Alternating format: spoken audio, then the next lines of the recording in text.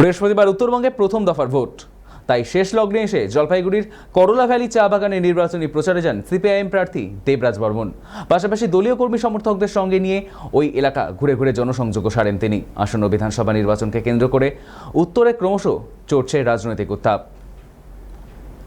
আমাদের সঙ্গে এই মুহূর্তে টেলিফোন লাইনে রয়েছে আমাদের প্রতিনিধি সানি রায়। সানি, এই যে সিপিআইএম প্রার্থীর প্রচার দেবরাজ বর্মন, তার নির্বাচনী প্রচার ঠিক কি জানতে পারছো?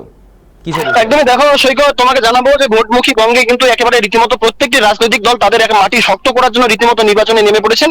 বিশেষ করে তোমাকে জানাবো যে ডুয়ার্সের যে সমস্ত চা বলয়গুলি রয়েছে, বিশেষ করে জলপাইগুড়ি জেলার করলাভ্যালি চা বাগান, দীর্ঘদিন ধরে কিন্তু এই চা শ্রমিকদের একেবারে কেন্দ্র রাজ্য উভয় সরকারের প্রতি তীব্র তারা বঞ্চনা করেছিল এবং একাধিকবার তারা আন্দোলনে সামিল হয়েছে। কখনো দেখা গিয়েছিল যে কেন্দ্রীয় সরকার অধীনস্থ যে চা বাগানগুলি রয়েছে সেগুলি বন্ধ হয়ে গিয়েছিল, কখনো বেতন বকেয়া থেকে একাধিক দাবি, পাশাপাশি রাজ্য সরকারের নেতৃত্বে যে সমস্ত বাগানগুলি সেই বাগানগুলির একই পরিস্থিতি।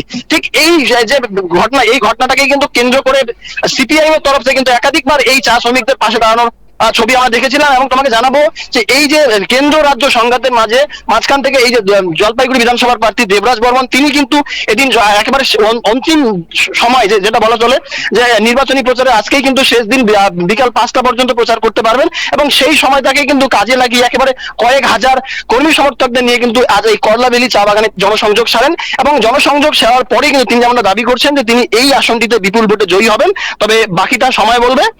প্রচার যেমন অন্যরা চালাচ্ছে, পাশাপাশি সিপিএম এর তরফ থেকে কিন্তু এই ধরনের প্রচার চালানো হচ্ছে। সৈকত, ধন্যবাদ সানি। উত্তরবঙ্গে প্রথম দফার নির্বাচনের আগে একেবারে শেষ লগ্নে জলপাইগুড়ির করলা ভ্যালি চা বাগানে নির্বাচনী প্রচার সারলেন সিপিআইএম প্রার্থী দেবরাজ বর্মন। পাশাপাশি দলীয় কর্মী সমর্থকদের নিয়ে ওই এলাকায় জনসংযোগও করেন তিনি।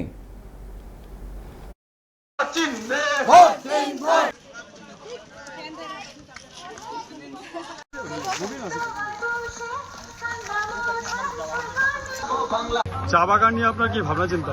আমাদের চা বাগান নিয়ে ভাবনা যেটা আছে, চা বাগানের ন্যূনতম মজুরি দরকার, ছোট বড় সব রকম চা বাগান, সেই চা বাগানের শ্রমিকদের সম কাজে সম বেতন, এই দাবি আমরা রাখছি। এবং তার সাথে শ্রমিকের যে জমির পাট্টা, যেই জায়গায় পুরুষের পর পুরুষ শ্রমিক, তার বাড়ি, তার বসত বাড়ি, তার উঠান, তার গৃহপালিত পশু যেখানে থাকে, তার বাগান, সম্পূর্ণ জমির পাট্টার অধিকার শ্রমিকদের আমরা এনে দেব। এবং তার সাথে পিএফ এবং গ্র্যাচুইটি যে অনিয়মিত 2 বছর 3 বছর হয়ে যান রিটায়ার করার পরেও পিএফ গ্র্যাচুইটি পাচ্ছেন না শ্রমিকরা, এই যে অনিয়ম, এই অনিয়ম থেকে আমরা এই শ্রমিকদের তাদের যে দাবিগুলো, তাদের দাবিগুলোকে আমরা তাদের হাতে তুলে দেবো। পিএফ গ্র্যাচুইটি নিয়মিত হবে।